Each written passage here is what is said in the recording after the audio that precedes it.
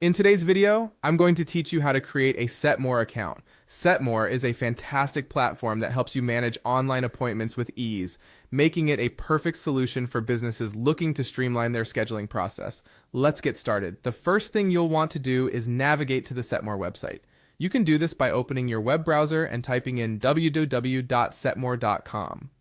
Once you're there, you'll notice a clean and straightforward interface welcoming you. Setmore offers a free version that you can use, so you don't have to worry about payment options right now. Next, locate and click on the Sign Up Free button.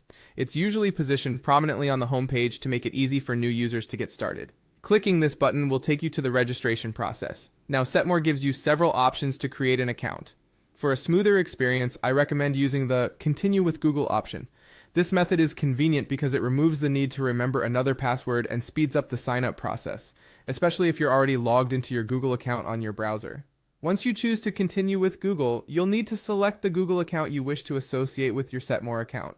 You'll see a list of accounts you're logged into, or you might be prompted to enter your Google account details if you're not already logged in. Pick or enter the account you wish to use, and Setmore will handle the linkage for you.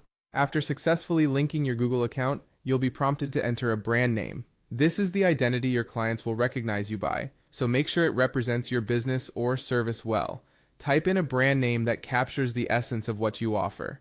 Following this, you'll need to input your phone number. Setmore uses this to reinforce security and for potential contact purposes. Enter your phone number, ensuring it's correct, as you may need to verify it later.